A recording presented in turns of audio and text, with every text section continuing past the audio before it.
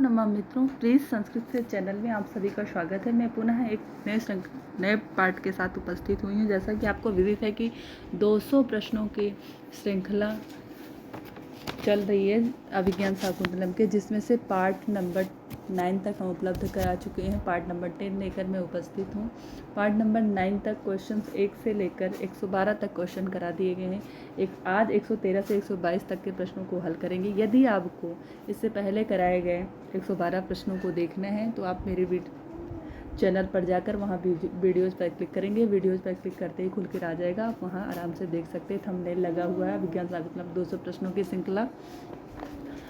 और दूसरी चीज़ ये कहते हैं, यदि देखने के बाद आपको लगता है कि चैनल को लाइक सब्सक्राइब एवं शेयर करना चाहिए, उससे आपका कोई घाटा नहीं होगा, तो अवश्य आप चैनल को लाइक सब्सक्राइब एवं शेयर करिएगा। चलिए प्रश्न पर आते हैं, बहुत ज़्यादा समय नहीं बर्बाद करते हैं। प्रश्न संख्या 113 कह रहा है कि देवयानी पुत्री थी शुक्राचार्य की, वृषपर्वा की, ययाति की या कर्ण की। देखिए, कर्ण की कोई पुत्री नहीं थी। शकुंतला भी जो थी वो विश्वामित्र और मेनका की पुत्री, उनकी पालित पुत्री थी। शकुंतला विश्वामित्र और मेनका की पुत्री थी, है ना। तो कर्ण को पहले काट दी। वृषपर्वा की भी नहीं थी। ययाति क्या थे? ययाति देवयानी के पति थे, है ना। तो ययाति की पुत्री तो थी नहीं, इनके तो पति थे, पत्नी थी ये। तो ये किसकी पुत्री थी? शुक्राचार्य बची। ये शुक्राचार्य की पुत्री थी। शुक्राचार्य ययाति के ससुर थे, है ना, और देवयानी के पिता थे। ययाति के ससुर थे, देवयानी के पिता थे। चलिए अगला प्रश्न देखिए। प्रश्न संख्या 114 कह रहा है कि खल्ला वराह खल्ल वेशा नासी, यह उक्ति है सारंगरों की, काश्यप की, शिष्य की अथवा गौतमी की। वराह खल्ल वेशा नासी, यह उक्ति किसकी है? किसने कहा था? बताइए, किसने कहा था? वराह खल्ल वेशा नासी, यह उक्ति किसके द्वारा कही गई है? तो यह उक्ति जो है वो किसने कहा है? गौतमी ने कहा था कि वराह खल्ल वेशा नासी। काश्यप, सारंग और शिष्य ने नहीं कहा था। चलिए अगला प्रश्न देखिए। प्रश्न संख्या 115 कह रहा है कि ऐसा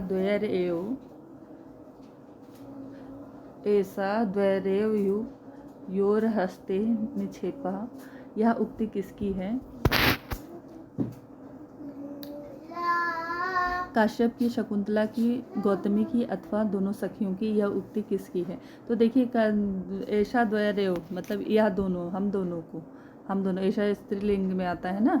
ऐसा किसके लिए आता है? स्त्रीलिंग के लिए आता है। तो उन्होंने कहा कि ऐसा द्वैर मतलब ऐशा द्वैरेव, इसको दोनों को जो है समर्पित, दोनों के हाथ में समर्पित करके जा रही हूँ। ऐसा जो है शकुंतला कहती है अपनी दोनों सखियों की कि ऐसा है, ये इसको मैं तुम दोनों के हाथ में समर्पित करके जा रही हूँ। इनका ख्याल रखना। कौन? वो जो गर्भ देने वाली मृगी थी, कहती है कि तुम दोनों इसका ध्यान रखना, और ये जो है तुम दोनों के हाथों में मैं सौंप के जा रही हूँ। तो यह उक्ति किसकी है? यह उक्ति है शकुंतला की। ऑप्शन नंबर ख आपका सही होगा। चलिए अगला प्रश्न देखिए। प्रश्न संख्या 116। प्रश्न संख्या 116 कह रहा है कि बिरहता वास्तव बिरहता यह है कहावत है, मुहावरा है अथवा लोकप्रिय है, अथवा लोकोक्ति है, अथवा का और खा दोनों है। ऐसा द्वैर हस्ते समर्पिता, ये तो हो गया। वास्तव बिरहता यह है, क्या है? क्या कहावत है, क्या लोकोक्ति है, या फिर का और खा दोनों है? बताइए क्या है? यह एक मुहावरा है, वास्तवम बिरहता, है ना। ये क्या है? ये मुहावरा है, ना कि कहावत है, ना ही लोकोक्ति है। और ये तीनों नहीं है तो का और खा अपने आप कट गया, ठीक है। तो ये क्या है? एक कहावत है। चलिए आगे देखिए। प्रश्न संख्या 117।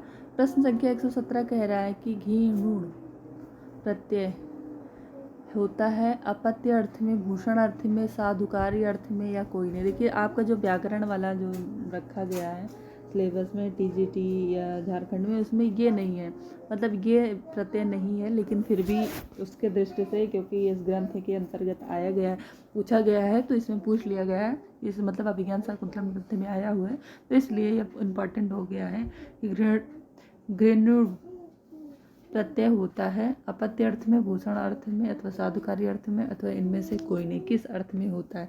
तो ये साधुकारी अर्थ में होता है। घृणुई प्रत्यय जो होता है ये साधुकारी अर्थ में होता है। चलिए अगला प्रश्न देखिए। प्रश्न संख्या 118 कह रहा है ओदकांतम स्निग्धो जनो अनुगम्यत्यस्य, यह है, किसका कथन है? ओदकान्तं स्नुग्धजनोः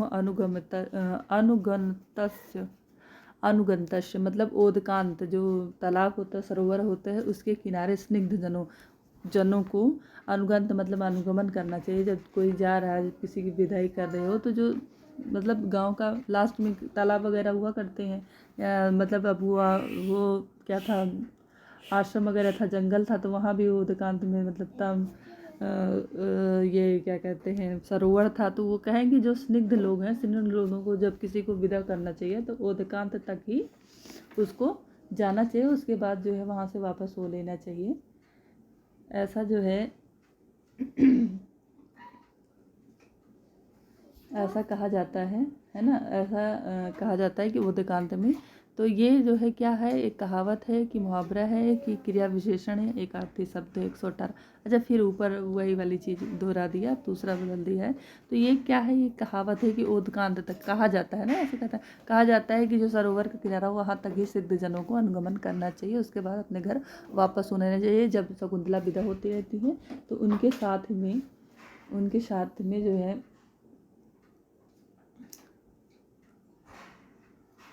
उन दोनों मतलब उन लोगों के साथ में जाते हैं, जो भी लोग मतलब कर्ण ऋषि और भी आश्रम के जो लोग, शकुंतला, उनकी सखियाँ, शकुंतला की दोनों सखियाँ, सब लोग जो जाते रहते, तो उनको संकेत करके कहता है सारंगों कि उदकांत तक जो है लोगों को जाना चाहिए, उसके बाद वापस हो लेना चाहिए, ऐसा जो है कहा जाता है। तो ये एक कहावत है। चलिए अगला प्रश्न देखिए, प्रश्न संख्या 119 कह रहा है कि एतद् खलु सर्वम अवधारय यह है, कहावत है, मुहावरा है, लोकोक्ति है अथवा का। अच्छा, इन जो प्रश्नों की श्रृंखला है इसमें कहावत और लोकोक्ति संबंधित ज़्यादा है। तो एतद् खलु सर्वम अवधारय, यह क्या है, एक कहावत है, एक मुहावरा है, लोकोक्ति अथवा का दोनों है। क्या है ये, तो ये भी क्या है, यह जो है कहावत नहीं है, एतद् खलु, यह एक मुहावरा है। एक मुहावरा कहा गया है कि एतद् खलु सर्वम अवधारय, यह एक क्या है, मुहावरा। अभी तक आपने कहावत देखा, ठीक। चलिए अगला प्रश्न देखिए, प्रश्न संख्या 120 कह रहा है कि अभिजन भर्तु श्लाघे स्थिता गृहिणी पदे। यह पंक्ति कर्ण ने कहा था, विदाई के समय उपदेश दिया, विदाई के समय सांत्वना, पुत्री के वियोग का दुख, तीनों।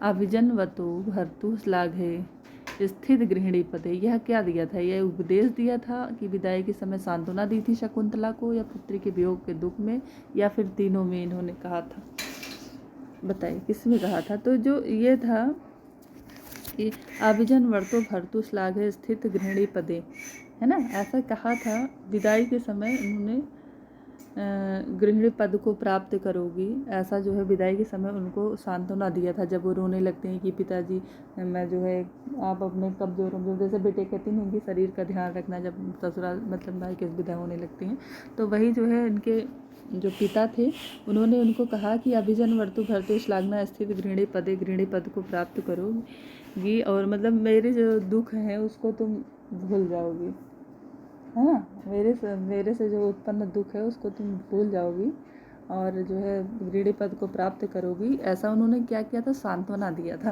तो खा आपका सही हो जाएगा। चलिए अगला प्रश्न देखिए, प्रश्न संख्या 121 कह रहा है कालिदास का समय है 600 ईसा पूर्व 7वीं सदी, 6वीं सदी, 7वीं सदी, ईसा पूर्व प्रथम शताब्दी, इनमें से कोई नहीं। तो कालिदास का देखिए अनुमानित समय है, अलग अलग विचारधारों का अलग अलग मत है, लेकिन ऐसा माना जाता है कि जो कालिदास हैं वो ईसा पूर्व प्रथम शताब्दी में इनका जन्म हुआ था, ऐसा माना जाता है। ऑप्शन नंबर गा, ये इसमें ज़्यादा प्रमाण प्राप्त हैं, ज़्यादा लोगों ने इस पर प्रमाण दिया है, तो ऑप्शन नंबर गा आपका सही हुआ। प्रश्न संख्या 122 देखिए, और आखिरी प्रश्न है, कालिदास की राजाश्रय था चंद्रगुप्त विक्रमादित्य, पुलकेशिन, समुद्रगुप्त, यशोवर्मा। तो क्या थे जो कालिदास थे, कालिदास के मतलब जो चंद्रगुप्त विक्रमादित्य थे, उनकी 9 रत्नों में से एक थे। तो इनका राजाश्रय क्या था, चंद्रगुप्त विक्रमादित्य का राज दरबार, ठीक है। चलिए इस तरीके से 10 प्रश्न यहाँ खत्म हुए। प्रश्न संख्या हम लोगों ने आज हम लोगों ने 10 प्रश्नों को हल किया। प्रश्न संख्या 113 से लेकर के 122 तक के प्रश्नों को हल किया। आगे के पार्ट लेकर मैं पुनः उपस्थित होंगी और आशा करती हूँ कि आप लोगों को मेरे द्वारा बताए गए जा रहे प्रैक्टिस सेट से थोड़ा बहुत 1% ज़रूर लाभ हो रहा होगा। और यदि आपको लगे कि चैनल को लाइक, सब्सक्राइब एवं शेयर करना चाहिए तो अवश्य कीजिएगा। नमो नमः मित्रों, मिलते हैं फिर से एक नई वीडियो के साथ, नए दोस्त के साथ, नए प्रश्नों के साथ। नमः संस्कृताय।